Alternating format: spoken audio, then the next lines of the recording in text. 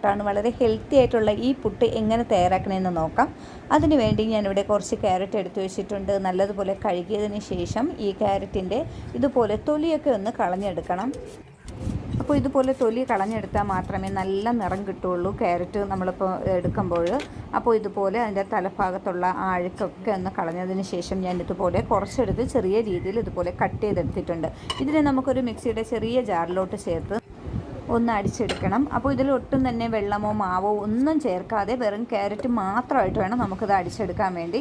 അപ്പോൾ ഞാൻ ഇതുപോലെ അടിച്ചെടുത്തിട്ടുണ്ട്. ഇതിൽ ചെറിയ ചെറിയ കുഞ്ഞു പീസുകളൊക്കെ ആയിട്ട് കിടപ്പുണ്ട്. നമുക്ക് വേണമെങ്കിൽ ഒരിക്കൽ കൂടി അടിച്ചെടുക്കാവുന്നതാണ്, അല്ലെങ്കിൽ ഇതുപോലെ തന്നെ ഇരുന്നാലും കുഴപ്പമില്ല. അപ്പോൾ ഞാൻ മാവ് നനയ്ക്കാൻ വേണ്ടി എടുക്കുന്ന ആ പാത്രത്തിലോട്ട് ഈ ക്യാരറ്റിൻ്റെ മിക്സ് അത്രയും ചേർത്ത് കൊടുക്കുന്നുണ്ട്. അപ്പോൾ ഇതുപോലെ വേണം എടുക്കാൻ. നിങ്ങൾ എത്ര രീതിയിലത്തെ പുട്ടാണോ തയ്യാറാക്കുന്നത് അതനുസരിച്ച് ക്യാരറ്റ് എടുക്കുക. ഇതിപ്പോൾ ഞാനൊരു 2 ഗ്ലാസിൻ്റെ മാവാണ് ഇതിലോട്ട് ചേർത്ത് കൊടുക്കുന്നത്.